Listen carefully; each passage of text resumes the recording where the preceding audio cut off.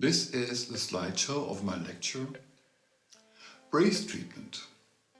Is stopping the progression of the curvature the only thing that can be achieved? And this was held at the webinar Indications, Possibilities and Limitations in the Treatment of Patients with Spinal Deformities. Montevideo, November 26, in the year 2025.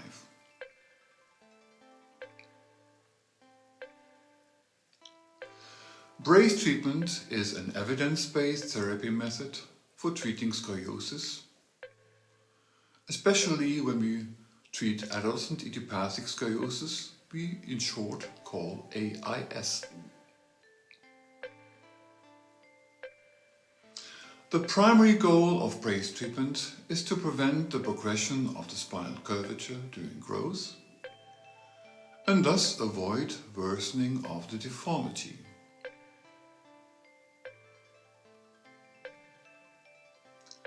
There are a wide variety of different braces available worldwide, with widely varying results. The success rates range from less than 50% to over 90%. Given that children and adolescents often have to wear a brace for more than 2 years and usually all day long, this considerable variation in treatment results is unacceptable.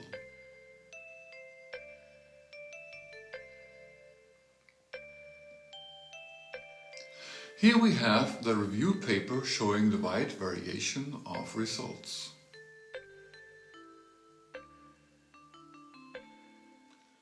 Some types of braces cause pain, skin ulcerations and irreversible deformities of the chest, like described in this paper from China.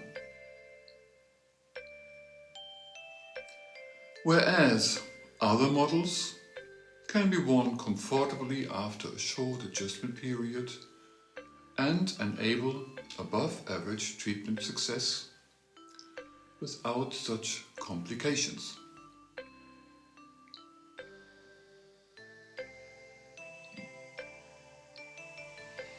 There are basically two different design principles. First, largely symmetrical braces with built-in corrective pads, such as the Boston brace or the so-called sport brace from Italy. Or second,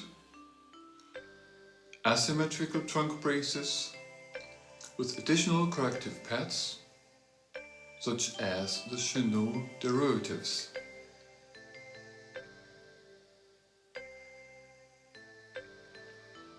While symmetrical braces primarily work through compression,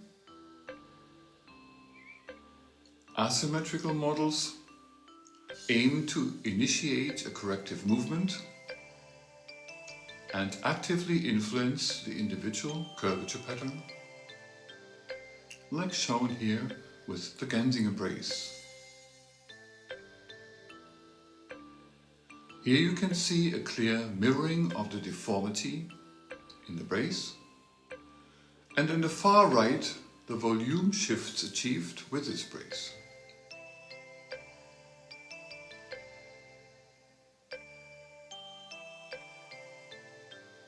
It is well known that patient compliance and the corrective effect of the brace are key factors in determining the outcome of treatment. Here we have two papers on that. Therefore, it is not surprising that nighttime braces alone cannot achieve above average results.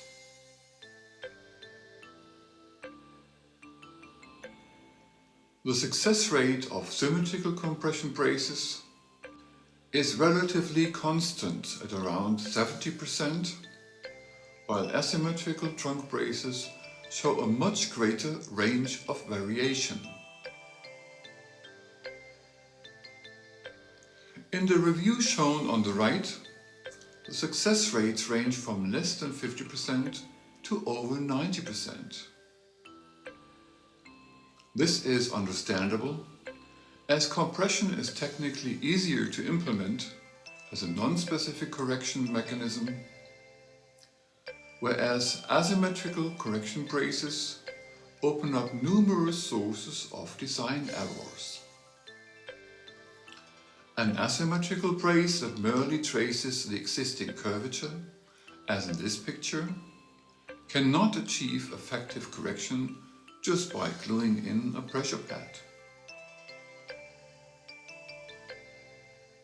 If the brace does not mirror the individual curvature pattern like shown on the right, the correction results usually fall short, even of those achieved with symmetrical compression braces. On the left, one can see a clear mirroring of the deformity for a right thoracic curvature in the Genzinger brace we in short call GBW. Only asymmetrical braces that mirror the individual curvature pattern are capable of achieving above average correction results.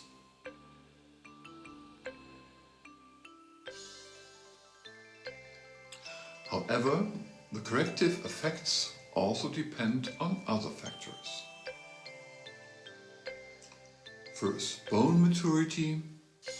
Second, age of the patient. Third, type of curvature pattern. 4, existing spinal stiffness. And 5, diagnosis.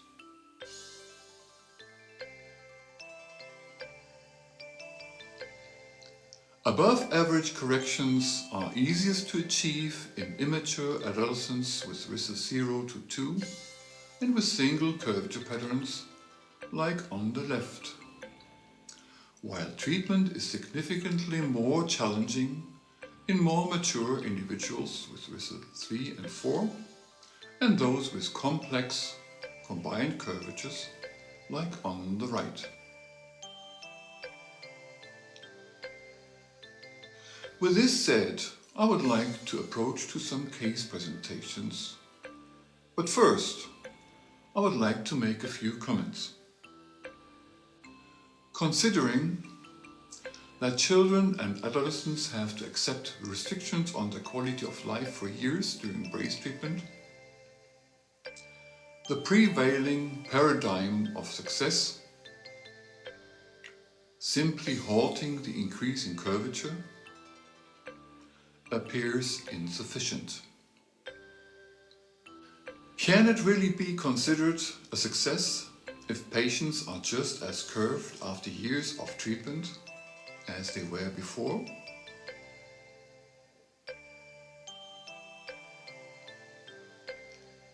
In 2009, the development began on the Genzinger brace, which is an individualized Chenot derivative based on a standardized, computer-aided design brace library.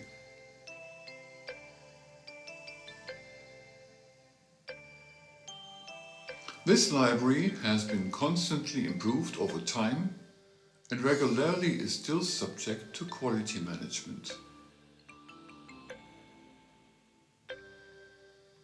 This brace is particularly small, causes minimal discomfort to the wearer, and achieves maximum correction, even for curvatures greater than 40 degrees, as shown in this study.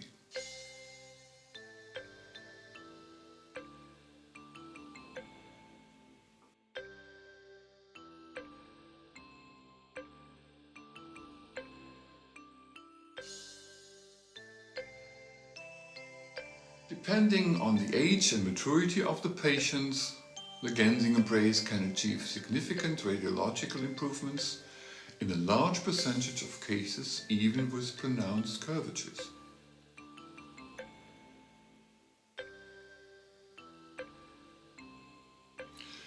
In a medium-sized prospective cohort study, 40% of girls in growth aged 10 to 14 years RISA 0 to 2 showed significant improvements and a high rate of success, with 96% when compared to the 72% in the BRACED study, which is the Bracing for Adolescent Idiopathic Scoliosis trial.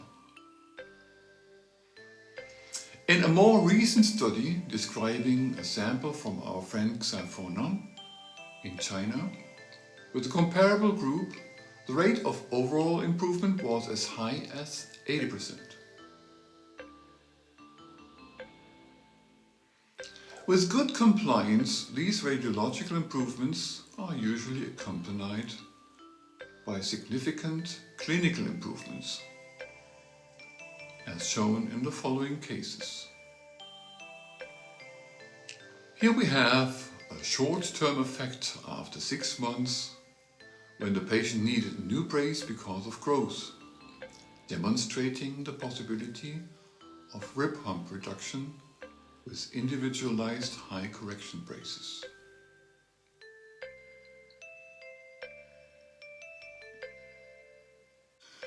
Here we have a patient with early onset idiopathic scoliosis starting pubertal growth spurt with nearly 50 degrees and ending treatment with approximately half of the initial deformity.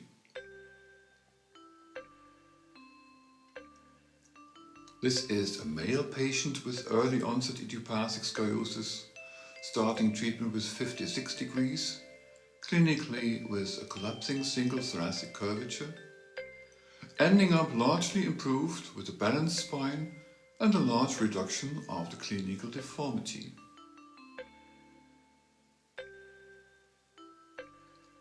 This patient started with a curvature of 54 degrees and was nicely rebalanced, with a final thoracic curve of 33 degrees.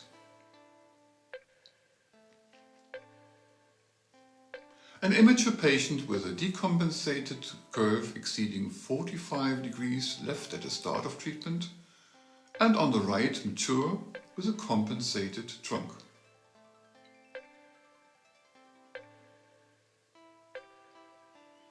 Another patient with a decompensated curve exceeding 45 degrees left at the start of treatment, and on the right mature as well with a compensated trunk.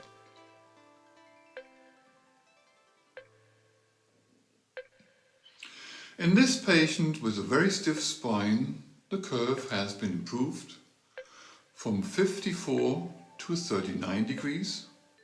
However, the high thoracic structural counter curve has increased as shown in the X-ray. Clinically, we can see this patient with a single thoracic collapsing deformity on the left before starting the treatment with the GBW or Gensinger brace, and on the right after treatment. This double thoracic curve is hardly visible.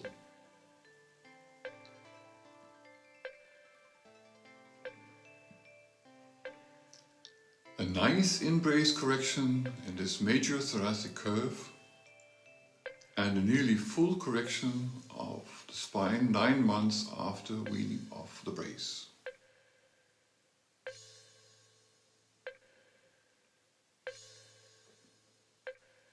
This is a patient from Indonesia with a nice improvement after treatment with a GBW in the center of Dr. Budi Wijaya.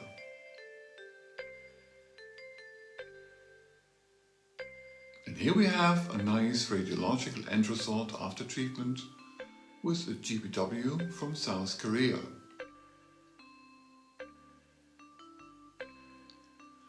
In individual cases such as very stiff curvatures, clinical improvements can even be observed without radiological changes, as in this combined curvature of 47 degrees shown here.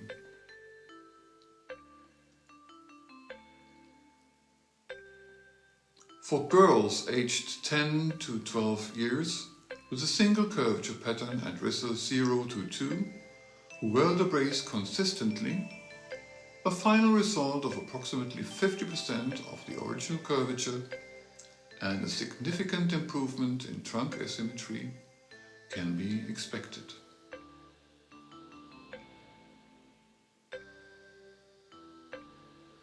This is the long-term result after weaning off the Chenolite we used before 2009. The initial curve was 38 degrees and the end result, 5.6 years after weaning off the brace, the curve stayed at 19 degrees. This patient started with a curve of 53 degrees and initially was largely decompensated. 2 years after brace weaning, she took part in the World Competition of Performing Arts for Norway, where she lives, and was winner in the category Everyday's Model. Even in more mature individuals with risks 3 to 4, both radiological and clinical improvements are possible for curvatures of 50 degrees and above, so that after completion of growth, a carefree quality of life can be achieved without further intensive therapy. This patient, after brace treatment with a circle number curve initially of 56 degrees, had a nice radiological but a major clinical improvement, and she can show her back on the title page of this journal, because she is a wedding gown model. The surgeon in Boise, United States, told her that nothing but surgery can help her. Today she is very happy, having preserved her function without operation.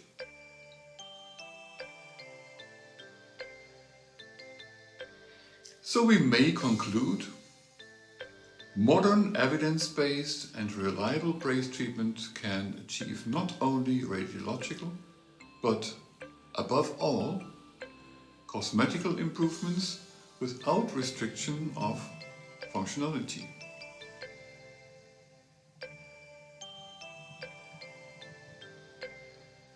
Symmetrical compression braces and less developed asymmetrical Chenot derivatives are therefore considered obsolete. For the patients, years of reduced quality of life in the brace are only worthwhile if at least substantial clinical improvements can be achieved.